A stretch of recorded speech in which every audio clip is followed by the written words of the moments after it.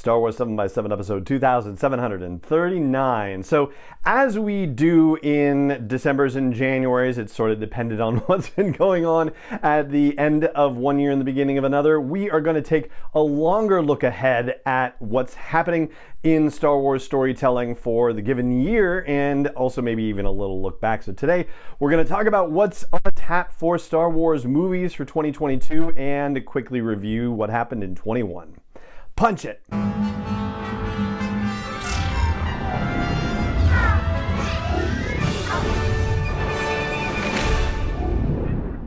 Hey Rebel Rouser, I'm Alan Voivod and this is Star Wars 7x7, your daily dose of Star Wars joy, and thank you so much for joining me for it. I'm dressed for the occasion as well in a Bud Light sweatshirt that I won at a trivia match a couple of years ago, so yeah, definitely dressing up for the occasion for sure.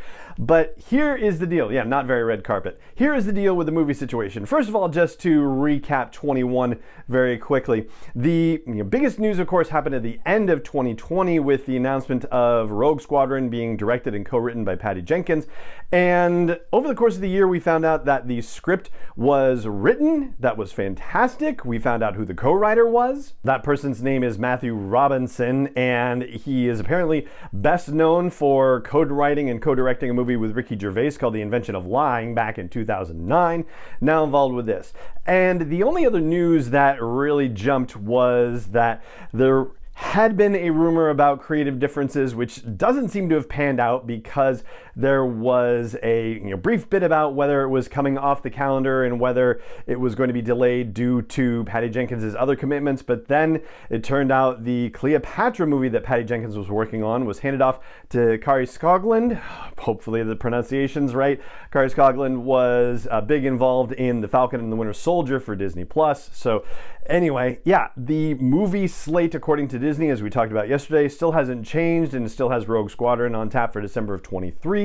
So yeah, that was pretty much it as far as Star Wars movie news in 2021. So under the presumption that Rogue Squadron is still moving forward as planned and is still going to hit that 23 release date, principal photography for Rogue Squadron will be completed this year. Like, that's just the way these things happen. And they will get into post-production with special effects stuff and all that by the time we get to the end of December of 2022. And between now and then, we'll probably get some casting announcements. We may learn the names of some characters. We may learn whether Poe Dameron is involved in this whole thing, if it is a new generation and they really mean it in that sense, that it's going after the events of The Rise of Skywalker and it's going to be Poe Dameron mentoring the next generation of pilots, or if it's going to be something altogether different. Next on the slate of movies is the untitled Star Wars movie for 2025, and the current thinking is that this is going to be Taika Waititi's movie, the one that he is directing and also co-writing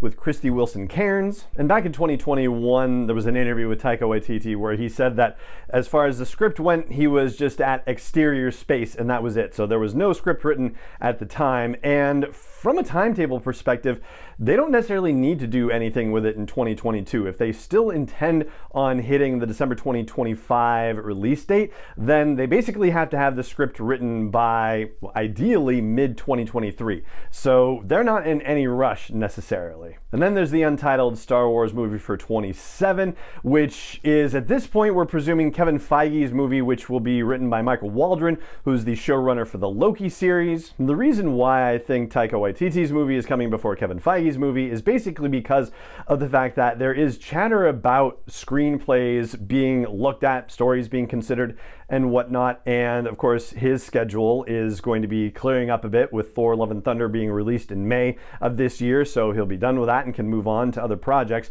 Meanwhile, Kevin Feige, on his end, like, all he's ever talked about is just knowing that it wants to be, his movie is supposed to be about a specific character or is going to be featured prominently.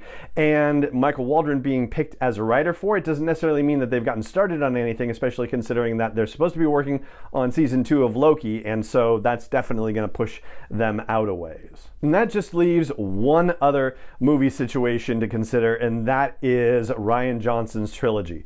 So I know everybody gets into arguments about it online and everybody wonders whether it's still happening or not. So until Lucasfilm tells us that it's not going to happen, I think we have to presume that it's going to happen. That's what we have to work from. So then the question becomes, what is Rian Johnson's schedule like, and when is he going to be able to do it? Well, Knives Out 2, and I don't think there's any other official title other than just Knives Out 2. That's what we're working with right now.